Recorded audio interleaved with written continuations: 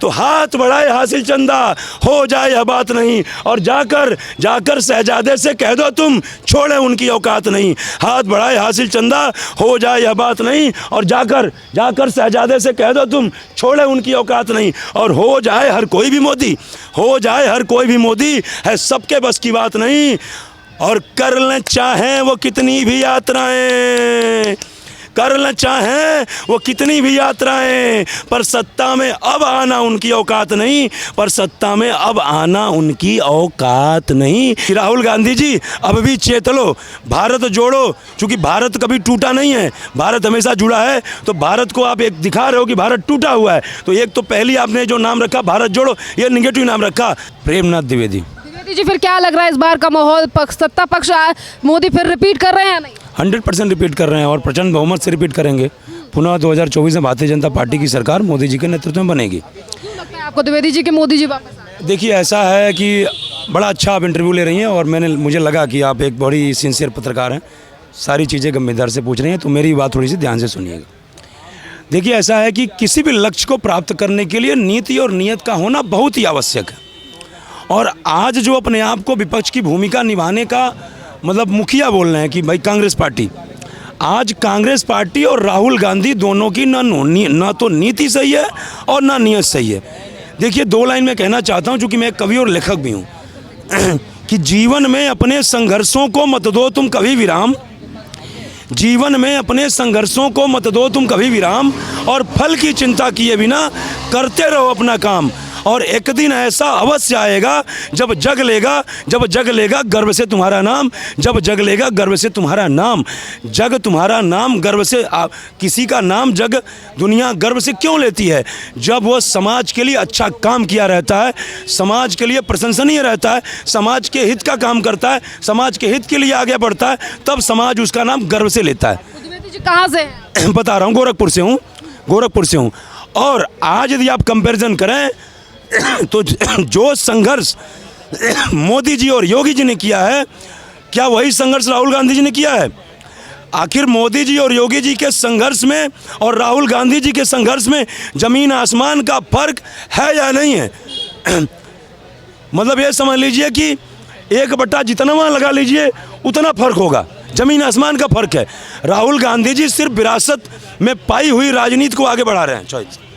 राहुल गांधी जी, चूँकि इनको लगता है कि मेरे पिताजी प्रधानमंत्री, मेरी दादी प्रधानमंत्री, तो हमको भी सीधा प्रधानमंत्री बनना चाहिए। प्रधानमंत्री बनने का सपना देखना गलत बात नहीं है, लेकिन देखिए, ऐसा भी यदि मैं आपसे पूछूं कि अयोध्या ज़िले को एक डीएम देना है, तो आप किसका चयन करेंगी? उसी का चयन करेंगी ना जो जिसके अंदर तजुर्बा हो। ऐसा नहीं कि कोई साल भर का कोई डीएम हो, किसी मतलब पहली बार साल भर से ही किसी ज़िले का प्रभार संभाल रहा हो, और उसको नहीं देंगी। आप उसको देंगी जो कुछ सालों तक संवेदनशील एरिया को हैंडल कर चुका हो और उसका कई सालों का अच्छा तजुर्बा हो। एक उदाहरण, राहुल गांधी उत्तर प्रदेश आने वाले हैं, क्या जनता भरोसा करेगी? राहुल गांधी भारत जोड़ो न्याय यात्रा लेकर आ रहे हैं कुछ ही दिनों में। एकदम नहीं करेगी, लेकिन ये लाइन में ख़त्म कर दूं। मैंने ये कहा कि उसी हिसाब से ये बताइए, आपके लगभग 2 दशक हो गए और आप राजनीति कर रहे हैं, आप सांसद हैं, और आपके इस संसदीय कार्यकाल में, सांसद रहने के कार्यकाल में कई मुख्यमंत्री आप अपॉइंट कर चुके। तो क्या यदि एक स्टेट के मुख्यमंत्री आप बन जाते तो आपका रुतबा घट जाता? लेकिन आपको तो नहीं, हम प्रधानमंत्री के बैठे हैं, सीधा प्रधानमंत्री की कुर्सी बैठेंगे। आज क्यों? कि आपको भैया लगता है मंत्री तो हमारा चापलूसी करता है, हम मुख्यमंत्री क्यों बने? कहने का मतलब यह है कि आप सीधा प्रधानमंत्री बनना चाहते हैं, आप जब तब और मेहनत नहीं करना चाहते। और रह गई बात जो आपने बोला न्याय यात्रा पे, देखिए मैम, ऐसा है कि अभी यदि कहा जाए कि मेरे पिताजी तीर्थ यात्रा पे हैं, तो मतलब क्या है? तीर्थ करने गए हैं। हनीमून यात्रा पे हनीमून करने गए हैं। दोनों की यात्रा का डिफिनेशन अलग अलग है। हनीमून पे आप कुछ भी एंजॉय कर लीजिए, कुछ भी खा लीजिए, पी लीजिए, लेकिन तीर्थ यात्रा पे आप मटन नहीं खाएंगे यदि आप हिंदू हैं तो। यदि आप वास्तव में तीर्थ यात्रा पे गए, तो कहने का मतलब है हर यात्रा की एक अपनी डिफिनीशन है। विजय यात्रा पे जैसे कर्ण गए थे महाभारत में, तो विजय यात्रा पे गए थे तो सारे राजाओं को उनको परास्त करके उनका मुकुट लेकर के आए। मतलब जिस यात्रा पे जा रहे हैं, उस यात्रा पे जब तक आप सक्षम नहीं होंगे, वो यात्रा आपकी सफल नहीं होगी। अब बताओ, तीर्थ यात्रा करने, अब यदि आप विजय यात्रा पर निकले और आपके अंदर लड़ाई का कौशल नहीं है, आप हार के चले आएंगे। तो ये बताइए, आज आपने पहले तो बोला भारत जोड़ो यात्रा, फिर ओबीसी का रागला पे लॉलीपॉप दिए, फेल हो गए, चुनाव में में हार गए तो ओबीसी का रागल अपना छोड़ दिए। अब अपने तो आज भी कह रहे हैं जाति जनगणना इसीलिए प्रधानमंत्री नहीं होने देना चाहते क्योंकि वो ओबीसी समाज से नहीं आते हैं, वो तेली समाज में कंस्टेंटली आप बोलते हैं ना। अब जैसे भारत जोड़ो की यात्रा, ये बताइए, जो भारत जोड़ो की आपने यात्रा का नाम दिया भारत जोड़ो, तो क्या यदि भारत जोड़ो यात्रा न्याय यात्रा का नाम नहीं देते तो क्या वो काम आप नहीं कर पाते जो काम आप करने चले हैं?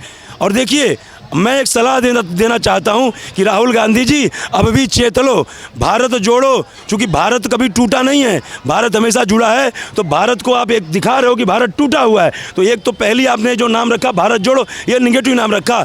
हाँ, यदि कोई यात्रा का नाम रखना चाहिए था तो क्षमा चाहता हूँ, लेकिन एक सलाह दूंगा, अभी से जन संवाद यात्रा रख लो।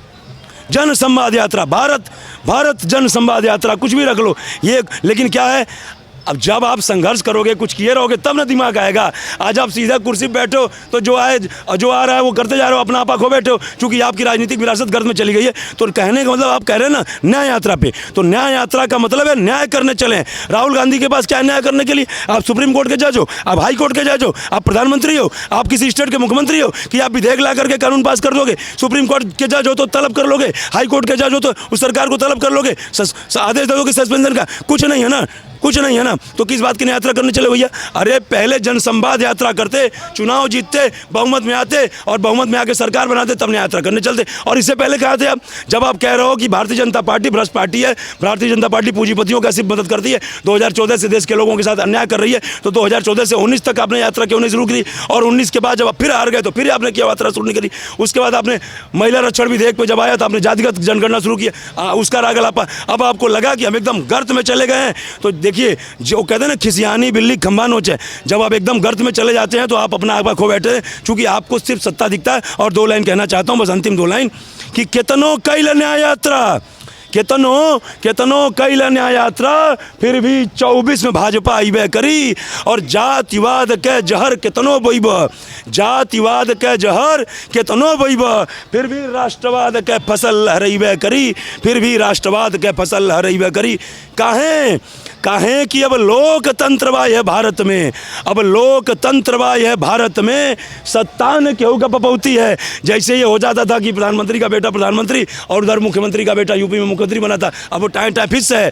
अब लोकतंत्र बा है भारत में, सत्ता ने केहू का पपौती है, और जे संभाल न पावे विरासत के, वो पुत्र न हो के पनौती है, वो पुत्र न हो के पनौती है। और जे चिंता करी खाली अपना बन सके, ओकरा सत्ता के गैला सतैबे करी। और केतनो कैल न्याय यात्रा, फिर भी 24 में घर घर भगवा फहराइबे करी। और एक लाइन काहे फहराई, एक लाइन और बोल देना चाहता हूं कि हाथ बढ़ाए हासिल चंदा। ऐसे हाथ कर देंगे तो चाँद तक नहीं पहुंच जाएंगे। चाँद तक पहुंचने के लिए प्रयत्न, पढ़ाई लिखाई सब करनी पड़ेगी। तो हाथ बढ़ाए हासिल चंदा, हो जाए यह बात नहीं। और जाकर शहजादे से कह दो तुम, छोड़े उनकी औकात नहीं। हाथ बढ़ाए हासिल चंदा, हो जाए यह बात नहीं। और जाकर शहजादे से कह दो तुम, छोड़े उनकी औकात नहीं। और हो जाए हर कोई भी मोदी, हो जाए हर कोई भी मोदी, है सबके बस की बात नहीं।